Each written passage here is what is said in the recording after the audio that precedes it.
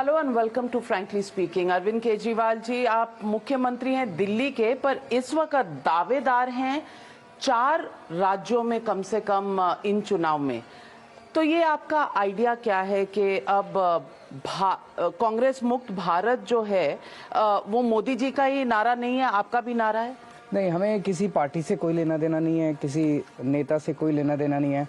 हमारा तो मकसद है कि जो दिल्ली में अच्छा काम हुआ है, स्कूल अच्छे बने, अस्पताल अच्छे बने, भ्रष्टाचार मुक्त हमने शासन दिया, एक ईमानदार सरकार बनाई, बिजली 24 घंटे हो गई, ये पूरे देश में होना चाहिए। तो या तो दूसरी पार्टियां कर दें और नहीं तो दूसरे राज्यों के लोग फिर हमें बुलाएंगे। केजरीवाल जी, इन 4 राज्यों में आप ऑलरेडी, अगर उत्तर प्रदेश की बात करें तो 403 में से 377 कैंडिडेट उतार चुके हैं मैदान में। उत्तराखंड में आप दावेदार हैं क्योंकि कांग्रेस में इन फाइटिंग चल रही है। पंजाब में भी कांग्रेस की वही कहानी है और आम आदमी पार्टी के बहुत अच्छे चांसेस हर पोल में दिखाए जा रहे हैं। कौन से राज्यों में, और गोवा में भी आप ऑपोजिशन स्पेस में आगे नजर आ रहे हैं, और गोवा की सरकारें तो जिस तरह बनी है पिछले कुछ सालों में, पिछले कुछ चुनाव में हमेशा सस्पेंस एंड तक रहता है। तो इन 4 राज्यों में से आम आदमी पार्टी के आप फॉर्चून्स बेस्ट कहां समझते हैं? चुनाव लड़ना एक बिल्कुल अलग बात है। इस वक्त मोटे मोटे तौर पे अगर मैं बात करूं कि आम आदमी पार्टी और दिल्ली सरकार की गुडविल पूरे देश में फैल गई है, हर व्यक्ति के दिल में हम लोग हैं। लेकिन चूंकि नई पार्टी है, हमारा संगठन हर जगह नहीं है। और चुनाव लड़ने के लिए संगठन चाहिए, बूथ लेवल तक आपको वर्कर चाहिए अगर आपको अपनी गुडविल को वोट्स में कन्वर्ट करना है। तो मैं समझता हूँ कि कई जगह पंजाब में डेफिनेटली हम सरकार बनाएंगे, ऐसा लगता है कि बनना चाहिए, जो सर्वे के नतीजे आ रहे हैं। कुछ जगह बहुत अच्छा करेंगे, बाकी जगहों में कुछ जगह शायद एंट्री होगी। हम लोगों की यात्रा कई बार लंबी होती है, लेकिन उसके लिए पहले कुछ कदम तो उठाने पड़ते हैं। यात्रा लंबी, इतनी लंबी भी नहीं है, लेकिन मैं पूछना चाहती हूँ, जब आपने अपनी पार्टी बनाई थी, और हम आपको इंडिया अगेंस्ट करप्शन के दौर से देख रहे हैं, रामलीला मैदान में आपके साथ हम रिपोर्टर्स ने भी कई वहां पर दिन बिताए हैं, आपने कहा था आप एक डिफरेंट पॉलिटिकल सिस्टम करेंगे। लेकिन अगर मैं पंजाब की बात करूं तो बहुत से कैंडिडेट ऐसे हैं जो कांग्रेस छोड़ के आपके पास आ गए, शिरोमणि अकाली दल छोड़ के आपके पास आ गए। तो ये कौन सा नया एक्सपेरिमेंट है, कौन से नए लोग हैं जो सोसाइटी से आपने उठाकर अच्छी पॉलिटिक्स देने की बात की है? तो वही पुराने लोग हैं ना? ऐसा नहीं है। आज पूरे देश में एक पार्टी बता दो जो ये कहे कि हमें वोट दो, हम स्कूल बनाएंगे। एक भी नहीं है। बीजेपी कहती है कहीं पे, कांग्रेस कहती है कहीं पे, उन्होंने कहीं बनाए नहीं स्कूल। एक पार्टी बता दो पूरे देश में जो ये कहती है कि हमें वोट दो, हम अच्छे अस्पताल बनाएंगे। कोई पार्टी नहीं कहती।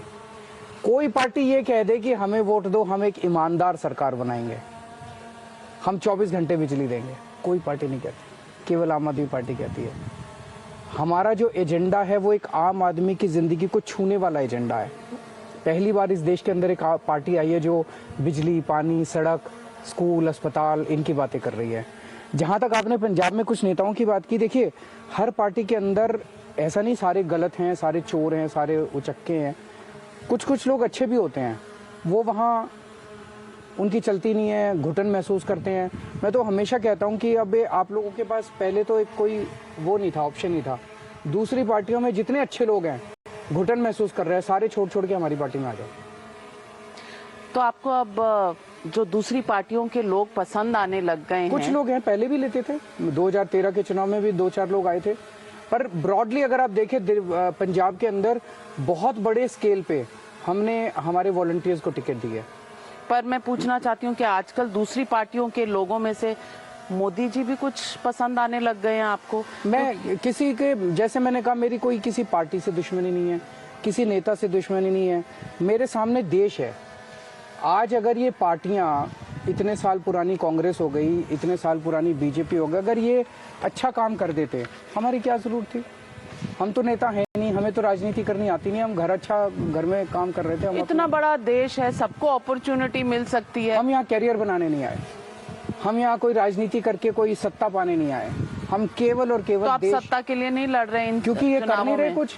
सत्ता इसलिए लेनी पड़ रही है। अब एक एग्जांपल में, जैसे कल गोवा में था, मैंने वहाँ यही कहा, मैंने कहा आज दिल्ली के लोग हमारी गवर्नेंस से इतने खुश हैं कि दिल्ली में अगर कोई नई पार्टी आके चुनाव लड़ना चाहे, दिल्ली के लोग उसको कहेंगे नहीं यार हमारा केजरीवाल है, हम खुश हैं, आप जाओ, आपकी जरूरत नहीं है।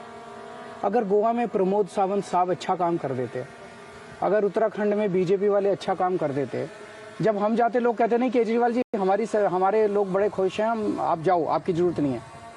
वहां पे इन्होंने लूटने में कोई कसर ही नहीं छोड़ी इन दोनों पार्टियों ने।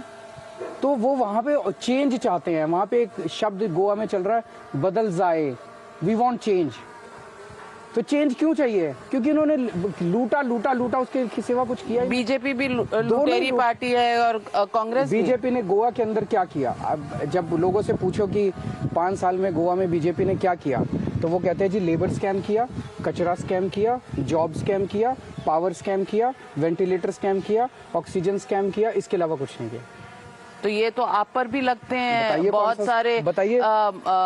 प्रधानमंत्री ने अभी पार्लियामेंट में उस दिन कहा कि कोरोना काल के दौरान महाराष्ट्र की सरकार और दिल्ली की सरकार ऐसी थी जिन्होंने प्रवोक किया सारे यहाँ बाहर से आए हुए जो लेबर है और वर्कर्स हैं उनको कि आप दिल्ली छोड़कर चले जाइए। आनंद विहार बस टर्मिनल के वो विजुअल्स हम में से कोई भी भूल नहीं सकता कि लाखों की तादाद में वहां लोग आ गए। तो बीजेपी आप पर भी आरोप लगाती है उसी बात। प्रधानमंत्री ने झूठ बोला, प्रधानमंत्री ने झूठ बोला, प्रधानमंत्री ने झूठ बोला, संसद में झूठ बोला।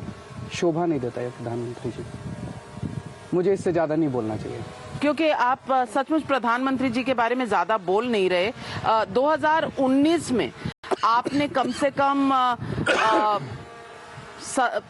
50 बार प्रधानमंत्री जी का नाम लिया अपने ट्वीट्स में, अपने भाषण में, लेकिन 2019 के बाद आप बचते फिर रहे हैं। आप मोदी जी को हेड ऑन नहीं लेते। मैंने किसी के खिलाफ भी बोलना बंद कर दिया। मैं ना राहुल जी के खिलाफ कुछ बोलता, मैं ना सोनिया जी के खिलाफ बोलता, मैं ना मोदी जी के मेरा किसी से दुश्मनी नहीं है। मेरे को केवल काम करना आता है, मेरे को राजनीति करनी नहीं आती। मैं काम करूंगा, मैं पॉजिटिव राजनीति। तो पहले आप बोलते थे तो वो गलत था। नहीं, वो छोड़िए, लेकिन मैंने तय किया है कि मेरी किसी से दुश्मनी नहीं है। मेरे को इस देश, मेरे सामने ये देश है। हम अन्ना हजारे मूवमेंट में भी देश के लिए आए थे। हमारे को देश ठीक करना है और हमारा 7 साल का दिल्ली का सरकार चलाने का एक्सपीरियंस ये बताता है कि देश बदल सकता है। और हम सभी धर्मों के लिए काम करते हैं, हिंदू, मुस्लिम, सिख, ईसाई, सभी बच्चे। हम स्कूल बनाते हैं, उसमें सब धर्मों के बच्चे जाते हैं, सब जातियों के बच्चे जाते हैं। हम किसी से भेदभाव नहीं करते, किसी के खिलाफ काम नहीं करते, पूरे देश को इकट्ठा करते हैं, सबके बीच में प्यार मोहब्बत करते हैं और इस देश को तरक्की 21वीं सदी का भारत हमें बनाना है। अगर आप सब धर्मों के साथ काम करते हैं तो मैं पूछना चाहती हूँ, जब सुनील जाखड़ बोलते हैं कि उनके खिलाफ एक मुहिम छिड़ गई क्योंकि वो हिंदू हैं, सिख नहीं हैं, तो उनको कांग्रेस ने बनाया नहीं चीफ मिनिस्टर फेस, तो आप और राघव चड्ढा उनके साथ खड़े हो जाते हैं। और दूसरी तरफ आपने खुद ही पहले अनाउंस कर दिया था कि आप एक सिख चीफ मिनिस्टर ही बनाएंगे। क्यों भेदभाव? हिंदू चीफ मिनिस्टर नहीं बन सकता पंजाब का? नहीं बन सकता है। हमने तो फिर ओपन कॉल दिया था, एक टेलीफोन लाइन चालू कर दी थी। कहा तो था कि सिख कोई बनाएंगे, पर फिर हमने ओपन कॉल दे दिया था। हमने कहा भाई जिसको भी आप चाहते हो, मतलब उसमें आपका नाम नहीं आया था। उस फोन में नविका कुमार का भी आ सकता था। अगर आपका आता तो मैं आपके चैनल में आके आपके एडिटर से बात करता, मालिक से, कि नविका को छोड़ दीजिए, हम उनको सीएम बनाना चाहते हैं। मैंने तो अप्लाई नहीं किया था पोस्ट के लिए। किसी के लिए अप्लाई नहीं करना था।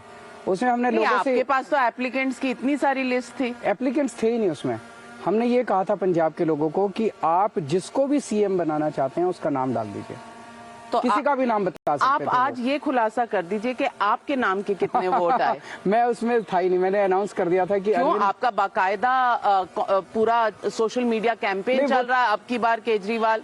नहीं, वो केजरीवाल नाम से कैंपेन चल रहा है। हाँ। लेकिन केजरीवाल दिल्ली का सीएम है, दिल्ली छोड़ के तो फिर कैंपेन भगवंत मान के लिए क्यों नहीं चल रहा अगर वो मुख्यमंत्री के उम्मीदवार है? अब जब से अनाउंस हुए हैं तब से उनके नाम से भी चल रहा है। अब सारों में मेरा नाम भी है, उनका नाम भी है, हर कैंपेन में दोनों का है। मैं पूछना चाहती हूँ कि 2014 में आपको बहुत अच्छा वोट परसेंटेज मिला था पंजाब में। 2017 में ये कुछ घट गया, बल्कि 2017 में मिला था आपको 20 सीटें भी आई थी। 2019 में ये घट गया 7%। आपकी जो 20 सीटें आई थी उसमें से आधे लोग एमएलएज आपके छोड़कर चले गए। मैं पूछना चाहती हूं कि ये जो पार्टी आप वहां बना रहे हैं, इस बार क्या गारंटी है कि आपकी वोट परसेंटेज बढ़ जाएगी? ऐसा आप क्या कर रहे हैं अलावा इसके कि आप बहुत सारे फ्रीबीज दे रहे हैं? 1000 रुपए महिलाओं के अकाउंट में आएंगे, फ्री बिजली पानी, जो आपका एक फॉर्मूला है। आपका सर्वे दिखा रहा है कि हम जीत रहे हैं? नहीं, सर्वे तो दिखा रहा है, तो फ्री हमें आपके फ्रीबीज के हम सारे जो कुछ भी कर रहे हैं आपके चैनल पे भरोसा है हमें। पर मैं आपको बताऊं कि पंजाब का 2,82,000 करोड़ का डेफिसिट है, ऋण है उनके ऊपर। तो ये फ्रीबीज आप दे पाएंगे? क्योंकि इसको फाइनेंस कहां से करेंगे, कौन करेगा? अच्छा ये बताइए 2,82,000 करोड़ गया कहाँ? तो कांग्रेस बताएगी, शिरोमणि अकाली दल बताएगी। 2 लाख, आप हाँ पूछेंगे? बिल्कुल सही बोला आपने। बिल्कुल पिछले 25, 30, 40 साल में पंजाब में कोई नया स्कूल नहीं बना, कोई नया अस्पताल नहीं बना, कोई नया कॉलेज नहीं बना, कोई नई यूनिवर्सिटी नहीं बनी, कोई नई डिस्पेंसरी नहीं बनी, कोई सड़कें नहीं बनी। तो ये 2,82,000 करोड़ रुपया गया कहाँ? जब कोई काम ही नहीं किया, इन लोगों की जेब में गया है सारा पैसा। तो उनकी जेब से निकालेंगे? तो ये सारा इनके फ्रीबीज के लिए आ रहा हूँ। तो इनके स्विस बैंकों में गया। पता नहीं एक एक नेता ने कितनी प्रॉपर्टी बना रखी है। एक लड़का मिला मुझे, कहता है सर इनसे ये पूछो कि आप अपनी टोटल वेल्थ कैलकुलेट करके बताओ कितनी है। कहते ये कैलकुलेट भी नहीं कर सकते। ऑस्ट्रेलिया में, न्यूजीलैंड में, स्विट्जरलैंड में, अमेरिका में पता नहीं कितनी प्रॉपर्टियां इन्होंने खरीद रखी हैं। ये बंद करेंगे, इस लूट को बंद करना है। आप लूट को बंद कर दीजिए। पंजाब इतनी तेजी से ये जो इस तरफ स्विस बैंकों की तरफ जा रहा है ना सारा पैसा, उसको मोड़ के जनता की तरफ करना है। पैसे की कमी नहीं है सरकार में। अच्छा एक चीज़ बताइए, फ्रीबी जो करते हैं, मेरे ऊपर आरोप लगाते हैं। मैं सरकारी स्कूल अच्छे कर रहा हूँ दिल्ली में, शानदार कर दिया सरकारी स्कूल। उसमें गरीबों के बच्चे पढ़ते हैं, उनको फ्री एजुकेशन देते हैं। इससे बड़ा राष्ट्र निर्माण का कोई काम हो सकता है? मैं सरकारी अस्पताल अच्छे कर रहा हूँ, बहुत शानदार हो गए दिल्ली में सरकारी अस्पताल। उसमें सबको फ्री दवाइयाँ मिलती है, फ्री टेस्ट होते हैं, फ्री इलाज होता है, ऑपरेशन फ्री होते हैं। इससे बड़ा धर्म का काम हो सकता है कोई? फिर मैं बताओ गलत क्या कर रहा हूँ? कहते फ्री बिजली क्यों देता है? तो बड़े बड़े नेताओं को 3-3, 4-4 हजार यूनिट बिजली हर महीने फ्री मिलती है। किसके पैसे से? आपके पैसे से। मैं आपके पैसे से आपको 300 यूनिट बिजली फ्री देता हूं तो उनको तकलीफ है, आपके पैसे से उनको फ्री बिजली मिलती रहे तो उनको तकलीफ नहीं है। ये जो कर्जा चढ़ा है ना, ये फ्री भी देने से नहीं हुआ, महिलाओं को 1000 रुपए देने से नहीं हुआ। ये सारा जितना मैंने अनाउंस किया पंजाब में, सारा मिला मिलू के 10-12 हजार करोड़ का आता है। 10-12 हजार करोड़ रुपए तो केवल रेता चोरी बंद कर देंगे, उसी से आ जाएगा। तो रेता चोरी और तमाम इल्जामों के बावजूद इस वक्त कांग्रेस में चन्नी साहब चीफ मिनिस्टर के फेस हैं। उधर रेड होती है उनके नेफ्यू पर, तो लोग लांछन लगाते हैं कि कोई भी इलेक्शन हो एजेंसीज बीच में आ जाती हैं। तो आप समझते हैं कि रेता चोरी आपका भी इल्जाम है चन्नी सरकार के ऊपर? तो ये जो एजेंसीज हैं इन्हें तहकीकात नहीं करनी चाहिए, इन्वेस्टिगेशन नहीं करना चाहिए? आप देखो दो चीजें हैं इसमें। ये बात तो मैं मानता हूं कि मौजूदा केंद्र में जो बीजेपी की सरकार है, वो बीजेपी की सरकार बहुत ज़्यादा विंडिक्टिव है, एजेंसीज का गलत इस्तेमाल कर रही है। जो देश के असली चोर उचक्के डकैत हैं उनके ऊपर रेड नहीं हो रही है, केवल और केवल पॉलिटिकल वेंडेटा के अंदर रेड हो रही है। मेरे ऊपर रेड हुई, मेरे ऊपर सारी रेड हो चुकी हैं, मेरे यहाँ तो कुछ नहीं मिला और मैं तो नहीं चिल्लाया क्यों आए।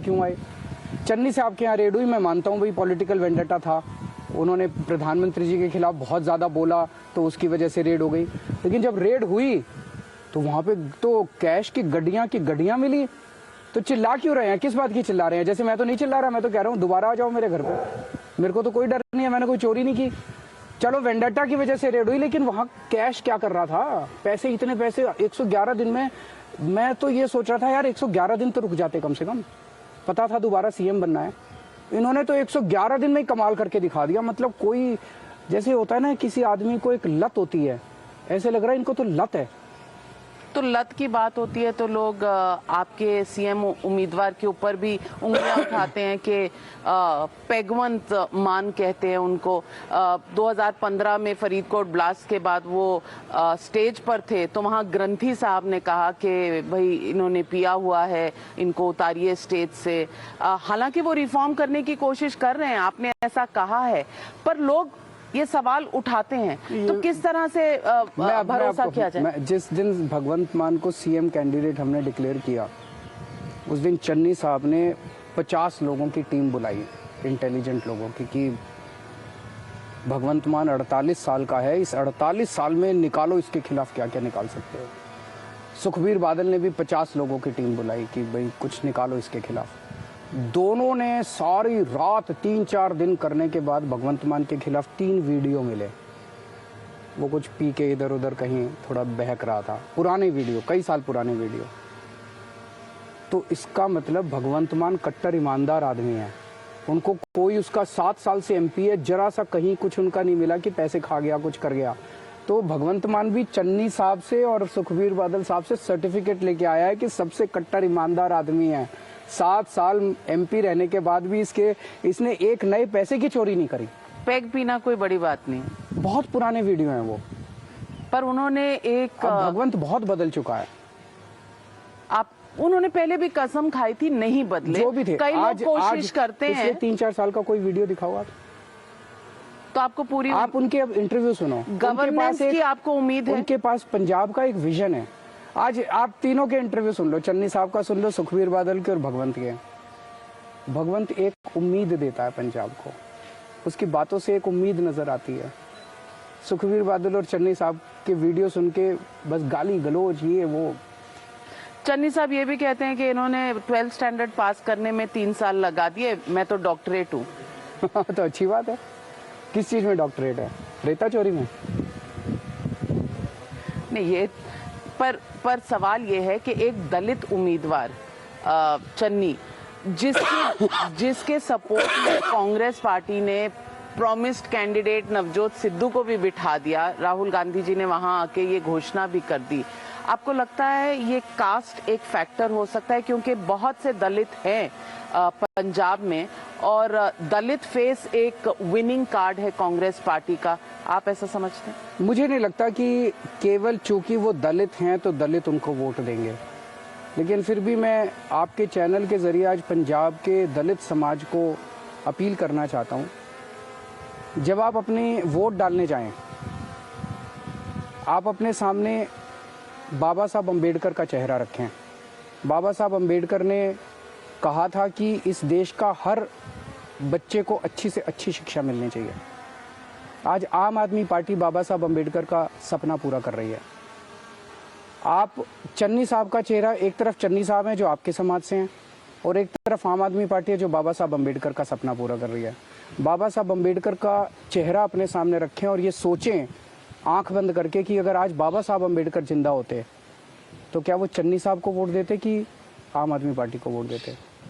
आपको जवाब मिल जाएगा, उसी को वोट दीजिएगा। केजरीवाल जी, पंजाब में लॉ एंड ऑर्डर पे आपका क्या कहना है? और ये सवाल आपकी पार्टी पर भी उठाए जाते हैं कि पंजाब बॉर्डर स्टेट है, जिस तरह से प्रधानमंत्री की सुरक्षा पर वहां चूक हुई, फ्लाईओवर पे उनकी गाड़ी 20 मिनट खड़ी रही। ये सवाल जब आपकी पार्टी पर उठते हैं कि नेशनल सिक्योरिटी के तौर पर शायद आम आदमी पार्टी के qualifications to rule a state like Punjab may be questionable, इस पर आप क्या कहें? देखो, जब पहली बार चुनाव लड़े थे ना तो हमारे को कहते थे इनको सरकार चलानी नहीं आती, इनको सरकार चलानी नहीं आती। 2013 में याद है, ये बीजेपी और कांग्रेस वाले मजाक उड़ाते थे, इनको सरकार चलानी नहीं आती, ये सरकार में आ गई, ये तो एनार्किस्ट है, इनको तो बस धरने करने आते हैं। हमने देश की सबसे अच्छी सरकार चला के दिखाई है। 75 साल में इतनी शानदार सरकार किसी ने नहीं चलाई। पर आप भी तो बदले हैं, तो बदल सकते हैं ना। आपने धरने किए, हम हर सिचुएशन के लिए बदलते हैं हम लोग। जिस सिचुएशन में देश के लिए जो डिमांड होती है हम वही हो जाते हैं। जो देश मांगता है हम देश के हिसाब से चलते हैं।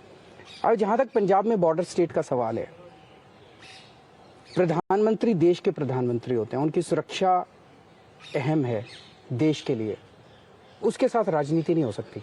किसी भी हालत में, चाहे किसी भी पार्टी की सरकार हो, स्टेट में किसी भी की भी हो, सेंटर में किसी की भी सरकार, उसके साथ राजनीति नहीं हो सकती। उसके साथ जिस किस्म की राजनीति हुई प्रधानमंत्री की सुरक्षा के साथ, वो सही नहीं है। तो ये डेलिब्रेट था? एक मिनट, मैं आता हूँ उसको। तो इसका मतलब ये कि जिस किस्म की जो सरकार प्रधानमंत्री की सुरक्षा के साथ राजनीति कर सकती है, वो तो इसका मतलब ठीक नहीं है चलाने के लिए सरकार। तो अभी चन्नी सरकार तो ठीक नहीं है। और जिस तरह से पिछले 3-4 महीने के अंदर हम सुन रहे हैं, नशा आ रहा है बॉर्डर से इतना, रोज हम सुनते हैं कभी टिफिन बॉम्ब आ गया, कभी ड्रोन आ गए, कभी यहाँ पे लुधियाना में बॉम्ब ब्लास्ट हो गया, इतने सारे बेअदबी के। तो चन्नी सरकार पूरी तरह से फेल हो चुकी है। 2 चीज़ों की क्वालिफिकेशन चाहिए देश की सुरक्षा को दे। एक तो ऐसी पार्टी चाहिए जिसके दिल में देश हो, जो गंदी राजनीति ना करे, जिस किस्म की राजनीति प्रधानमंत्री की सुरक्षा के साथ हुई। हमने जो भी कुछ भी हो, दिल्ली के अंदर आप देखेंगे, हमने कभी भी देश के मुद्दों के ऊपर कभी राजनीति नहीं की केंद्र सरकार के साथ। दूसरी चीज जरूरी है ईमानदारी। अगर बॉर्डर स्टेट की सरकार बेईमान है, रेता चोरों की सरकार है, तो वो नशे वालों से भी पैसे खाएगी, वो तो जो बॉम्ब लेके आएंगे उनसे भी पैसे खाएगी। जो बॉम्बे ब्लास्ट हुआ था, वो सुनने में आता है कि आरडीएक्स कैसे आया था, बिकॉज वो जो अपना इंपोर्ट वाला डिपार्टमेंट को, कस्टम्स डिपार्टमेंट में कुछ अधिकारियों ने अलाउ किया था पैसे लेके। अगर आपकी बेईमान सरकार होगी, वो कभी भी, वो तो देश की सुरक्षा के लिए सबसे ज्यादा खतरा है। आम आदमी पार्टी कट्टर ईमानदार पार्टी है, देश की सुरक्षा के लिए तो सबसे सूटेबल आम आदमी पार्टी है। आपके कई लीडर्स पर भी केसेस चल रहे हैं, तो ईमानदारी का सर्टिफिकेट तो अभी किस पे?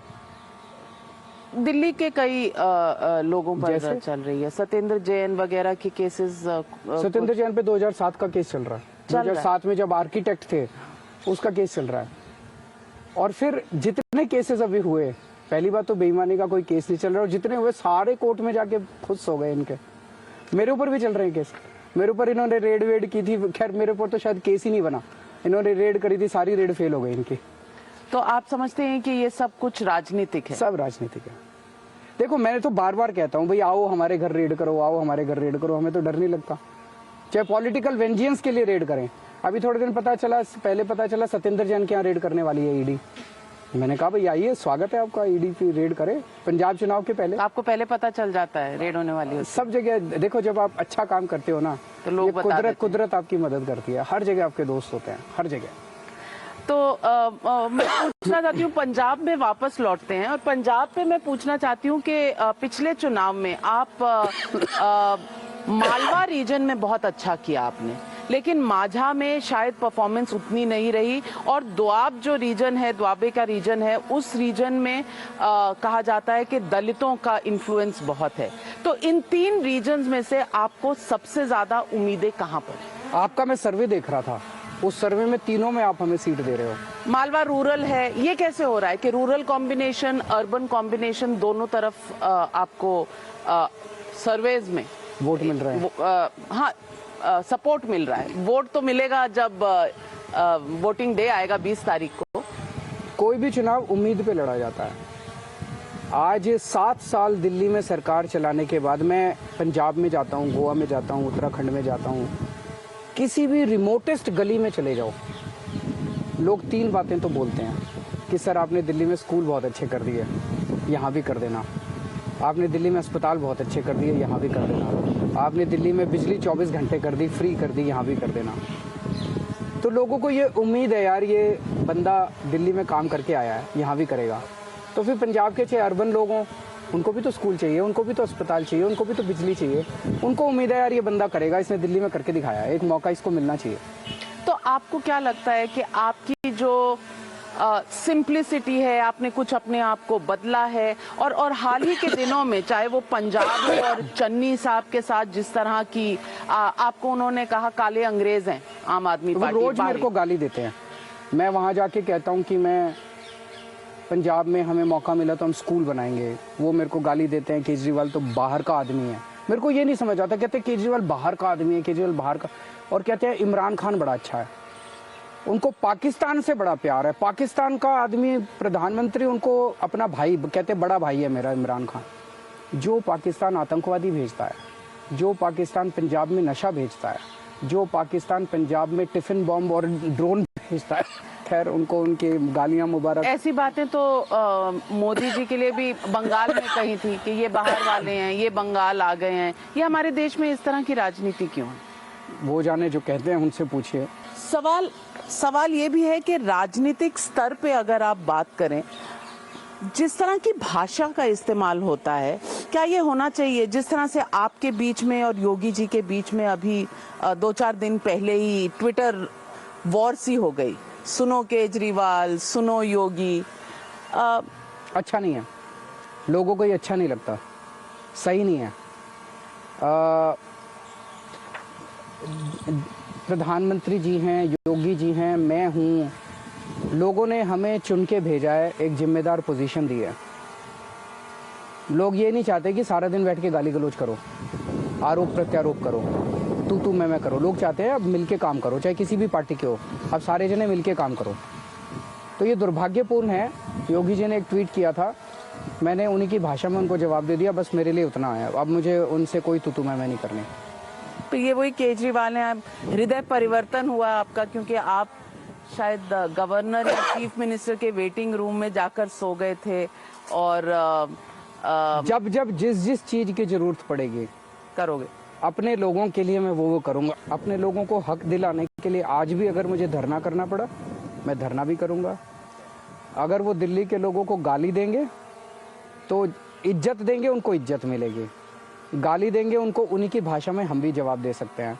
लेकिन मुझे लगता है ये बड़ा दुर्भाग्यपूर्ण है, मैं इस सब में पढ़ना नहीं चाहता। मैंने उनको जवाब दे दिया, उसके बाद अगले दिन मैंने कहा था, मैंने जवाब दे दिया, मुझे तू मैं नहीं करनी, अब काम की बात करते हैं। तो मैं पूछना चाहती हूँ कि आम आदमी पार्टी इस राह पर चल पड़ी है जहां वो एक नेशनल ऑल्टरनेटिव बनना चाहते हैं ना। हमें कोई नेशनल ऑल्टरनेटिव, नेशनल एम्बिशन, हमारा एक नेशनल एम्बिशन है, देश से भ्रष्टाचार खत्म होना चाहिए और देश के स्कूल, अस्पताल, बिजली, पानी, जो जनता के मुद्दे हैं वो ठीक होने चाहिए। 7 साल में हमने ये दिखा दिया कि ये हो सकता था। जानबूझ के 70 साल तक इन बीजेपी और कांग्रेस वालों ने हमको गरीब रखा, हमको अनपढ़ रखा, जानबूझ के रखा। 7 साल में अगर हम कर सकते हैं तो ये 70 साल में क्यों नहीं कर सकते थे? तो या तो ये लोग कर दें और या जनता फिर हमें बुलाएगी। तो आप कह रहे हैं कि कांग्रेस के बारे में आपने कहा, पर बीजेपी प्रधानमंत्री आवास योजना, गरीब कल्याण योजना, आयुष्मान भारत, ये सब लोगों तक पहुंच नहीं रहा। कहाँ पहुंच रहा है? आयुष्मान भारत देख लो, बड़ा सबसे बड़ा स्कैम बना हुआ है हर जगह। अगर आयुष्मान भारत इतना सक्सेसफुल होता तो यूपी के अंदर लाशें तैरती वहां पे नदी के अंदर, क्यों नहीं उन लोगों तक फिर सेवाएं पहुंची? वो कहते हैं कि एक प्रथा है वहां पर कि लोग नदी के अंदर बॉडीज जमीन पर छोड़ जाते हैं और मॉनसून में वो चली जाती है। एक्सप्लेनेशन है, आप नहीं मानते इसे? सब जानते हैं कि क्या उस टाइम की सच्चाई क्या थी। आपने एक शुरुआत की थी उत्तर प्रदेश की, अयोध्या जाकर, तो ये सॉफ्ट हिंदुत्व अब आपको एक टूल की तरह, इलेक्शन टूल की तरह आपकी भी बन गई। बताइए, अयोध्या जाने में क्या बुराई है? आप गई हैं? मैं गई हूँ। कितनी शांति मिलती है वहाँ पे, आपने भी महसूस की? बिल्कुल की। वहाँ पे जो अंदर, जब वहाँ पे जाइए, वहाँ कितनी शांति मिलती है। तो आप कहेंगे नहीं सबको, जितने आपके जानने वाले हैं, कि भाई आप भी जाओ? पर चुनाव से पहले हमारे नहीं, मैं तो चुनाव के बहुत दिन पहले गया था, 6-7 महीने हो गए। अक्टूबर में गए थे आप? ये मेरे को क्यों गालियां दे रहे हैं? अक्टूबर में गए थे शायद आप। ये मेरे को क्यों गालियां दे रहे हैं? इनको क्या तकलीफ है? ये सब ये कहते हैं कि बीजेपी जो करे, कम से कम राहुल गांधी कहते हैं बीजेपी हिंदू नहीं हिंदुत्व है, और बाकी करे तो उसमें उनको हिंदुत्व नहीं नजर आता। तो मैं आपसे पूछना चाहती हूँ, ये जो अयोध्या है, ये जो मंदिर जाना है, काशी विश्वनाथ है, मंदिर, ये हिंदुत्व है कि हिंदुइज्म? मेरे को नहीं पता है क्या है वो, थोड़ा ज्यादा इंटेलेक्चुअल बातें मेरे को समझ नहीं आती। तो राहुल गांधी इंटेलेक्चुअल बातें करते हैं। मेरे को नहीं समझ आया कि उन्होंने क्या कहा, मैं उस पचड़े में नहीं पड़ता। इस देश का आम आदमी क्या चाहता है? इस देश का आम आदमी चाहता है मेरे बच्चों को अच्छी शिक्षा मिल जाए, बच्चों को नौकरी मिल जाए, कोई बीमार हो तो उनका अच्छा इलाज हो जाए, बिजली मिल जाए, पानी मिल जाए, रोटी मिल जाए, कपड़ा मिल जाए, मकान मिल जाए। और इस देश का हर आदमी 2-3 साल पैसे जोड़ के तीर्थ यात्रा करना चाहता है, सारे परिवार को लेके जाता है, कोई वैष्णो देवी लेके जाता है, कोई अयोध्या लेके जाता है, अलग अलग, किसी की कहीं मान्यता है, किसी की कहीं मान्यता है। तो दिल्ली में हम लोगों को तीर्थ यात्रा कराते हैं आध्यात्म के लिए, सभी धर्मों के लोगों के लिए। हमने द्वारका जी, शिरडी बाबा, रामेश्वरम, पुरी, हरिद्वार, ऋषिकेश, मथुरा, वृंदावन, सब जगह, अयोध्या जी, सबकी हमने, और फिर मुसलमान भाइयों के लिए अजमेर शरीफ, क्रिश्चियन भाइयों के लिए वेलेंकनी चर्च, सबके लिए किया हुआ है। तो हमारी एसी ट्रेन जाती है, एसी होटल में रुकवाते हैं, और आना जाना खाना पीना सब फ्री। 40,000 लोगों को, सेक्युलरिज्म है, 40,000 लोगों को हम यात्रा करा चुके हैं अभी तक। सेक्युलरिज्म, क्योंकि मैं अगली बार, state can not be involved in any religion, ये सेक्युलरिज्म की परिभाषा है। सुनो एक मिनट। तो जब ये लोग वापस आते हैं ट्रेन से, मैं इनको छोड़ने जाता हूँ, और जब वापस आते हैं, अगली बार आप मेरे साथ चलना वहाँ पे। इनके चेहरे पे जो आनंद होता है, इनके चेहरे पे जो खुशी होती है, उनसे पूछना सेक्युलरिज्म की परिभाषा क्या है, मेरे को नहीं आती। नहीं तो ये जो एक लिबरल इंडिया है, राहुल गांधी कहते हैं 2 भारत हैं, 2 इंडियाज। आप राहुल गांधी से बड़ी प्रभावित हैं, बार बार आपके ऑपोजिशन में है, बीजेपी के ऑपोजिशन में है कई जगह पर, उनको कहने अभी भी दीजिए देश ना। में सबसे बड़ी ऑपोजिशन पार्टी नहीं तो अच्छी वही बात है, मैं मना थोड़ी कर रहा हूँ। मैं राहुल गांधी के खिलाफ तो अगर कभी हम बोला नहीं। ऑपोजिशन की बात नहीं करते तो आप कहते हैं कि आप जनता लोग की बात भक्त हैं। कीजिए, जनता से कोई उनको लेना देना ही तो नहीं। जनता तो आप लोग बनेंगे ना, सरकार और गवर्नेंस देंगे, तो जनता इस इसीलिए देश की- परिभाषाएं तो इस रूल देश करने की- वालों से पूछनी पड़ेगी। इस देश की जनता चाहती है कि हमें अच्छे एजुकेशन मिले, अच्छे अस्पताल मिले, अच्छा इलाज मिले, अच्छी बिजली मिले, अच्छा पानी मिले, वो हम दे रहे हैं। अब राहुल गांधी कहते रहे हैं, इस देश में सबको पर बोलने की आपको नहीं स्वतंत्रता लगता है। कि इसमें कोई सेक्युलरिज्म की प्रॉब्लम है? मुझे तो नहीं लगता क्या प्रॉब्लम है। जो देश की जनता जो चाहे, जिससे आनंद मिले, नफरत नहीं फैलानी चाहिए, लड़ाई झगड़ा नहीं करना चाहिए, आपस में एक दूसरे को लड़ाना नहीं चाहिए। बाकी जो देश के लोग जिस चीज को चाहते हैं, सरकार का काम है उनको वो प्रोवाइड करना। आप उत्तराखंड में भी लड़ रहे हैं चुनाव, पूछना चाहती हूँ, वहां भी कांग्रेस मेन ऑपोजिशन थी, क्या आपको उम्मीद है कि आप उनको डिस्प्लेस कर लेंगे या बीजेपी को ही डिस्प्लेस कर लेंगे जो रूलिंग पार्टी थी? उत्तराखंड में भी हमने लोगों को एक एजेंडा दिया है। अब उत्तराखंड और गोवा, पंजाब पे भी आएंगे, आप देखिए, बड़ा इंटरेस्टिंग है। हमने वहाँ गारंटी दी, मैं वहाँ गया, मैंने कहा भाई हमें वोट दो, हम अच्छे स्कूल बनाएंगे, हमें वोट दो, हम अच्छे अस्पताल बनाएंगे, हमें वोट दो, हमें अच्छे ये करेंगे, महिलाओं को 1000-1000 रुपए देंगे, रोजगार देंगे। दिल्ली में करके आए हैं। कांग्रेस का कोई एजेंडा ही नहीं है, बीजेपी का कोई एजेंडा ही नहीं है। दोनों जगह कांग्रेस का का एजेंडा आज उत्तराखंड के मुख्यमंत्री ने कहा है कि मैनिफेस्टो। यूनिफॉर्म सिविल कोड, तो उनका यही एजेंडा है। तो अब जनता तय कर ले कि भाई उनको घर में अच्छे अस्पताल चाहिए, अच्छी बिजली चाहिए, अच्छा पानी चाहिए, अच्छा ये चाहिए, अच्छा ये चाहिए, या उनको इनका एजेंडा चाहिए। वैसे दोनों पार्टियों का, कांग्रेस का दोनों जगह क्या कह रही है, भाई अब इन्होंने 5 साल लूट लिया, अब हमारी बारी है, अब हमें लूटने दो। और धामी जी कह रहे हैं भाई मेरे को तो अभी 6 महीने हुए हैं, थोड़ा और मौका दो। तो लूटने के सिवाय इन पार्टियों के पास कुछ भी नहीं है। धामी जी को आप कह रहे हैं कि लूटने के सिवाय कुछ काम नहीं, तो बीजेपी को, मोटा मोटा बीजेपी को कह रहा हूँ मैं, इंडिविजुअली किसी के ऊपर मैं आरोप नहीं लगाना चाहूंगा। मैं कह रहा हूँ कि बीजेपी और कांग्रेस के पास कोई एजेंडा नहीं है देश को आगे ले जाने नहीं, का। तो कोई आप बताएं, कोई स्पेसिफिक मैं बता रहा हूँ उनको कि भाई आप स्कूल ठीक करो अपने अपने राज्यों में। आपने कहा लूटने का, तो कोई आपका आरोप उन पर कि मैंने बताया अभी गोवा के अंदर मैं गया था, वो लोगों ने, उत्तराखंड में भी बहुत सारे, 3 तो मुख्यमंत्री बदल दिए इन्होंने। पर वो क्या स्कैम क्यों बदले इन्होंने? That is not a scam. नहीं तो उन्होंने क्यों बदले? क्योंकि बीजेपी खुद कह रही है हमारे पिछले 2 बहुत भ्रष्ट थे, गवर्न करने लायक नहीं थे, बेड़ा गर्क कर दिया था उन्होंने उत्तराखंड का, इसीलिए तो बदलने पड़े बीच में। पर वो क्यों स्कैम बदलने तो पड़े? नहीं था, बदल सकते। भ्रष्ट थे तो और स्कैम क्या होगा? स्कैम तो बहुत सारे हुए हैं, मेरे को अभी इमीडिएटली याद नहीं है, लेकिन बहुत सारे उनके ऊपर वो हैं कि।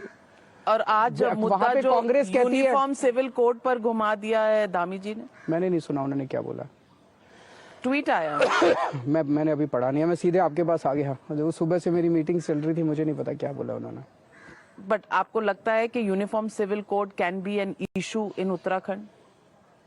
चुनाव के 48 घंटे पहले बोल रहे हैं, मुझे आइडिया नहीं है कि क्या। देखिए देश की, वो केवल यही करते हैं, हिंदू मुसलमान की बातें करते हैं जब भी चुनाव आते हैं। अगर आपने 5 साल काम किया हो, मैं योगी जी का भी देख रहा था, अगर 5 साल काम करते तो आपको फिर इन सब चीजों की बातें करने की जरूरत नहीं पड़ती।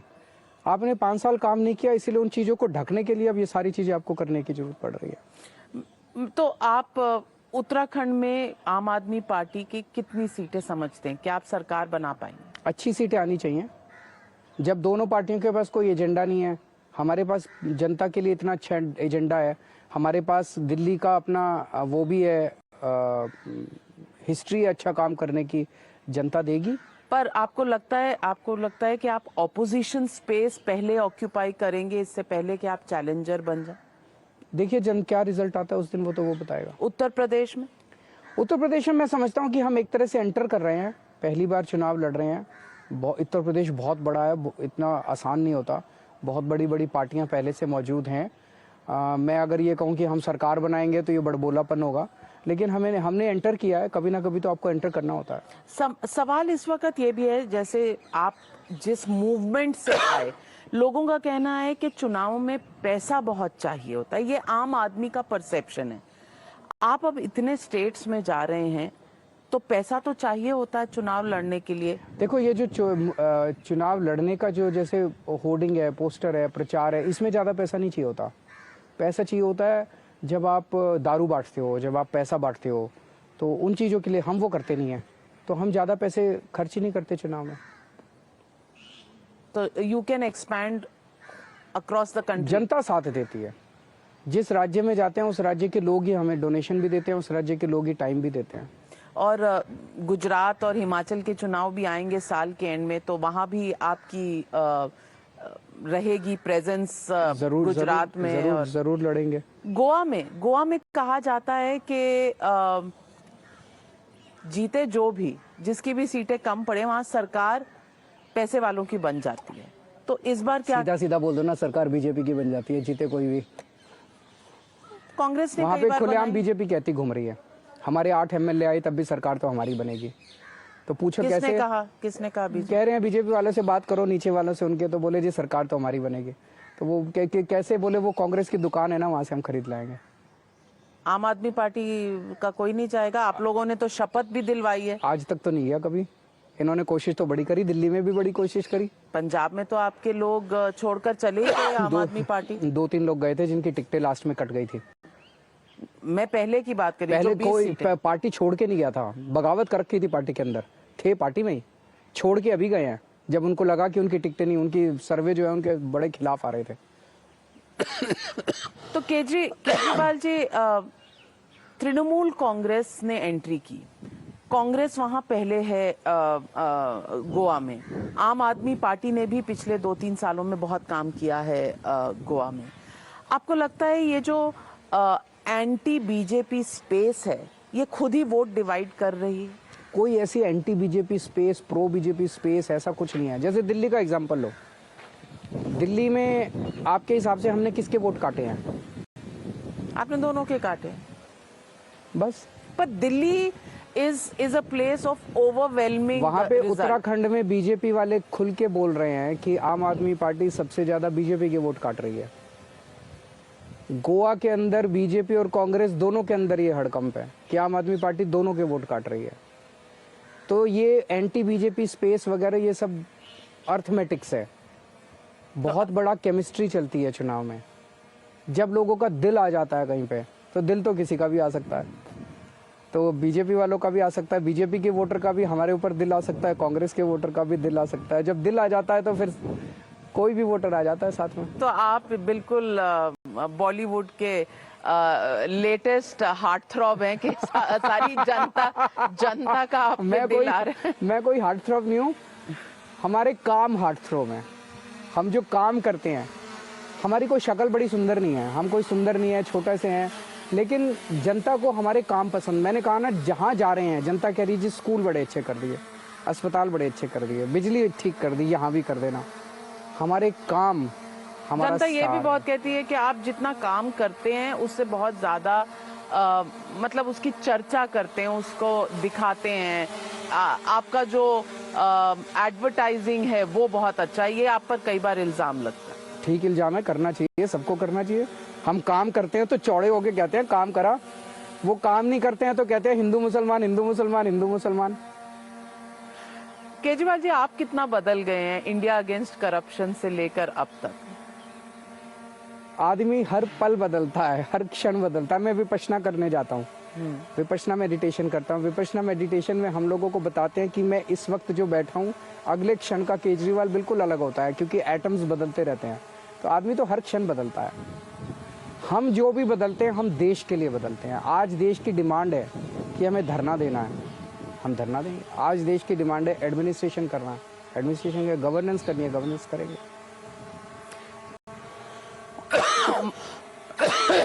ममता बनर्जी अखिलेश यादव के लिए कैंपेन करने उत्तर प्रदेश पहुंची। आपको लगता है कि कोई ऑपोजिशन लीडर्स को इकट्ठे होकर चैलेंज करना चाहिए? क्योंकि बहुत सी ऑपोजिशन पार्टीज का ये कहना है कि बीजेपी एक छोर संभाले हुए है, तो दूसरों को इकट्ठे मिलकर उनको चैलेंज करना चाहिए। आप इस थियोरी को मानते हैं? मेरे को ये सब समझ ही नहीं आती राजनीति। मेरे को राजनीति बिल्कुल नहीं आती, ये सारी अर्थमेटिक्स भी समझ नहीं आती। मेरे से आप ये पूछ लो, अरविंद जी हमें स्कूल बनवाने हैं, मैं बनवा दूंगा, मेरे को काम करना आता है।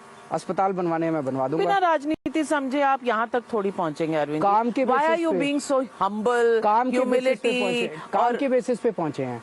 आज मैं अगर यही राजनीति करता रहता, इसको हराना है, उसको जिताना है, ये सब साथ आ जाओ, ये अलग हो जाओ, मेरे को ये सब नहीं पता। नहीं तो बीजेपी अगर बैठी है तो वो काम करके नहीं आई है, सिर्फ आप काम करके वही आए हैं। जीतेगा जो देश के सामने एजेंडा रखेगा। जनता जिताने और हराने का काम इस देश में जनता करती है। हम डेमोक्रेसी में रहते हैं, उनके ऊपर छोड़ दो। आप देश को आगे कैसे ले जाओगे? आप एक परिवार को क्या दोगे, क्या सहूलियत दोगे, उनके परिवार के लिए क्या करना चाहिए, ये एजेंडा जिसके पास होगा वही, उसी को देश की जनता एक्सेप्ट करेगी। आप ये कहोगे हम सारे इस पार्टी को हराने आए हैं, इसको हराने आए हैं, उसको हराने आए हैं, वो काम जनता पे छोड़ दो। जनता करती है जनतंत्र में। लेकिन बीजेपी इतने राज्यों में है, सेंटर में है, 2 बार चुनाव जीत के जनता आए को हैं, पसंद आ रही होगी या तो काम तो किए होंगे। मुझे नहीं पता, जनता से पूछो। वो आपको नहीं दिख रहे? मैं क्यों देखूं?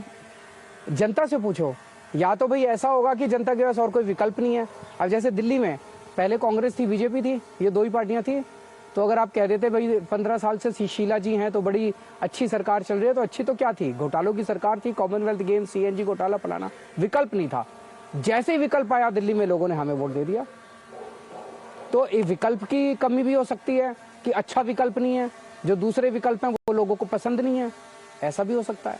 ममता बनर्जी ने एक दावा भी किया नेशनल लेवल पर कि कांग्रेस अब क्योंकि चुनाव जीत नहीं पा रही है तो उनको हट जाना चाहिए from trying to become fulcrum of opposition, और ये जगह शायद तृणमूल कांग्रेस को मिलनी चाहिए। आप इससे सहमत हैं? मैंने कहा मेरे को ये सब समझ ही नहीं आता। मेरे से इस देश को आगे बढ़ाने के मुद्दों पे चर्चा करो, मैं तैयार हूँ। कोई अगर कहे कि इस देश में शिक्षा, स्वास्थ्य, देश को 21वीं सदी में कैसे ले जाना है, मैं उस पर चर्चा करने के लिए तैयार हूँ। ये गणित मेरे को समझ नहीं आते हैं, और ये गणित इस देश को आगे कभी नहीं ले जा सकते। केजरीवाल जी, इस वक्त जो चुनाव ये जीतेगा, अब से जो मोमेंटम बनेगा, आपको लगता है ये 2024 के लोकसभा चुनाव पर असर देगा? मैंने कहा कि 2024 का चुनाव, देश का जो चुनाव है, जनता उसे वोट देगी जो जनता के सामने एक प्लान प्रेजेंट कर पाएगा, बिलीवेबल प्लान, कि भाई हम देश को ऐसे आगे ले जाएंगे, आपकी ज़िंदगी को हम ऐसे सुधारेंगे। जिसके ऊपर भी जनता का भरोसा होगा, जिस पार्टी के ऊपर, जिस नेता के ऊपर, जिस ग्रुप के ऊपर, उसी को जनता वोट देगी। Arvind ji, at the end of this interview I want to do a little rapid fire ये सब मत करो यार, मैं घबरा जाता हूँ ये सब रैपिड फायर। आप कहाँ घबराओगे? आप अच्छा चलो, let me try. Okay, I will give you 2 options, आप चूज करिएगा। पंजाब, उत्तराखंड या गोवा, कहाँ बनेगी आपकी सरकार? पंजाब में तो बनी रही है। Your favourite politician? Modi, Rahul Gandhi? इस देश की जनता अच्छी है। पॉलिटिशियन पूछा, सवाल पूछा मैंने पॉलिटिशियन में। इंडिविजुअल से मेरा कोई लेना देना नहीं है। आप भी तो देश की जनता में से ही हैं। मेरा जो वो है वो देश की जनता से। मोदी या राहुल गांधी? एस्केप रूट है नहीं इसमें। मेरे देश की जनता से ही लेना देना है, दोनों से मेरा कोई लेना देना नहीं है। कोई तो पसंद होगा दोनों में से? दोनों पसंद नहीं है ना, दोनों नहीं पसंद? नहीं, मेरा दोनों से कोई लेना देना नहीं। मेरा केवल और केवल रिश्ता इस देश के लोगों से है और ऊपर वाले से है। Bhagwant Mann as chief minister of Punjab और अरविंद केजरीवाल? भगवंत मान। आपको वोट कितने आए आपने बताया नहीं। दैट इज ये आप क्यों छुपा देते हैं? नहीं, किस लिए? वो ऑप्शन ही नहीं था। इसका मतलब कि वोट जितने आए, आपने मेरी बात उठा दी, तो आपको कितने आए ये तो बताइए। नहीं, कोई जरूरी नहीं है। भगवंत मान इज द कैंडिडेट। अब सब लोग भगवंत मान के नाम पे वोट दो। तो आप डबल इंजन, छोटा डबल इंजन सरकार चलाओगे? केजरीवाल हियर एंड भगवंत मान देयर? नहीं, मैं तो दिल्ली में हूँ और दिल्ली के जो अच्छे काम हैं उनके साथ एक्सपीरियंस शेयर करेंगे। पंजाब में जो अच्छे काम है उनसे हम सीखेंगे, मिलके चलाएंगे सब। मिलके दिल्ली भी डबल मिलके इंजन चलाएंगे, डबल इंजन पंजाब भी मिलके चलाएंगे। उनकी जो डबल इंजन है ना, उसकी डायरेक्शन, एक इंजन की डायरेक्शन इस तरफ है, एक किस तरफ है, और जिस स्टेट में होता है वहाँ वो स्टेट बेचारा खड़ा रहता है। वो उनकी डबल इंजन उल्टी डायरेक्शन में चलती है। पंजाब में सबसे बड़ी प्रॉब्लम अनएम्प्लॉयमेंट की है, नेशनल एवरेज से ऊपर है, 20-22% के बीच में। उत्तर प्रदेश में 3% है। CMI के फिगर्स पर कह रही हूँ। तो Uttar Pradesh better governed then Punjab? जनता से पूछिए, ये डेटा वेटा का चक्कर छोड़िए। आप चैलेंजर हैं, आपसे पूछ रहे हैं। मेरे हिसाब आपने से आंकड़े देखे होंगे। मेरे हिसाब से पूरे देश में ही इस टाइम अनएम्प्लॉयमेंट की बहुत बड़ी समस्या है और सबको मिलके इसका समाधान निकालना चाहिए, वो बहुत ज़रूरी है। मतलब डेटा में, फिगर्स में कुछ नहीं रखा। उत्तर प्रदेश में भी काफ़ी है, दिल्ली में भी रीजनेबल है। मैं ये कहूँ दिल्ली में अनएम्प्लॉयमेंट नहीं है तो मैं एक तरह से जनता के साथ धोखा करूँगा। पंजाब में भी अनएम्प्लॉयमेंट है, सबको मिलके इनका समाधान निकालना चाहिए। और कोरोना एक बड़ा फैक्टर था इस वक्त जो बड़े स्केल पे अनएम्प्लॉयमेंट है। So you look at this unemployment issue from the lens of corona and you think that has contributed a lot? Corona has contributed a lot. Many other policies also have contributed a lot. जैसे सबसे पहले नोटबंदी हुई, उसकी वजह से हुई, फिर एक के बाद एक कई सारी घटनाएं घटती गई। Before the country could recover many events took place. तो काफ़ी बड़े स्केल पे है और इसको, ये ऐसी चीज़ है मुझे लगता है जिस पे बिल्कुल राजनीति अलग करके, साइड करके, देश के सारे उद्योगपतियों को, व्यापारियों को, इनको सबको साथ लेके एक प्लान बनना चाहिए नेशनल लेवल पे। और जो उद्योगपतियों को वायरस कहते हैं उनको क्या कहना चाहिए? भाई, उद्योगपति अच्छे भी हैं, बुरे भी हैं। उद्योगपति होना गड़बड़ थोड़ी। अगर सारे उद्योगपतियों को हम गड़बड़ कह देंगे तो इस देश की अर्थव्यवस्था कौन चलाएगा? उद्योगपति चलाते हैं, व्यापारी चलाते हैं, प्रोफेशनल्स चलाते हैं, यही तो चलाते हैं। तो इनको आगे लेके जाना है, लेकिन गलत तरीके से किसी को भी वेल्थ एक्यूमुलेट नहीं करने देनी चाहिए। सही तरीके से मेहनत करके करो, अच्छी बात। तो मार्च 10 को सबसे अच्छी होली किसकी होगी? अरविंद केजरीवाल की होगी या अन्य पार्टियों की होगी? देश के लोगों की होगी। जो भी नतीजे आएंगे वो देश के लोग उसका वो नतीजा देंगे और एवरी रिजल्ट। तो आपका ईवीएम पे भरोसा है? ईवीएम पे मैं कहता हूँ कि ठीक ठाक है। पहले हमें काफ़ी ज़्यादा शक था, उसके बाद कुछ वो डेवलपमेंट्स हुए जिसपे मुझे लगता है, आज भी मुझे लगता है, ईवीएम टेम्पर तो की जा सकती है, पर क्या टेम्पर हो रही हैं एक्चुअल में, ये कहना मुश्किल है। तो ये जो ईवीएम का बहाना है, इसमें आपका कोई विश्वास नहीं? 10 मार्च को मैं ये नहीं कहने वाला कि ईवीएम की वजह से ये नतीजा ऐसा है, ये नतीजा ऐसा है। आई होप अखिलेश जी आपको सुन रहे हैं, पर सबका अपना अपना है। देखिए, मैंने कहा, हमने टेम्पर करके दिखाया था असेंबली में। टेम्पर तो हो सकती है, मैं इंजीनियर हूँ और टेक्नोलॉजी समझता हूँ, तो टेम्पर तो हो सकती है। उसका माइक्रोचिप बदला जा सकता है, उसका पूरा का पूरा बोर्ड बदला जा सकता है, आसान है। 3 मिनट के अंदर हमने बदल के दिखा दिया था। लेकिन एक्चुअली इतने बड़े स्केल पे टेम्पर हो रहा है कि नहीं हो रहा, ये एक प्रश्न है। इसके बारे में I have my doubts. Arvind Kejriwal ji, frankly speaking के लिए आपका बहुत बहुत धन्यवाद। खुल के बोले। उम्मीद करती हूँ कि 10 मार्च के बाद आप फिर समय देंगे और हम आध्यात्मिक तौर पे एनालिसिस करेंगे कि इन चुनाव में हुआ क्या और कौन जीता और क्यों। तो मैं आपसे दोबारा मांगूंगी समय 10 मार्च के बाद analysis. Thank you thank you so much.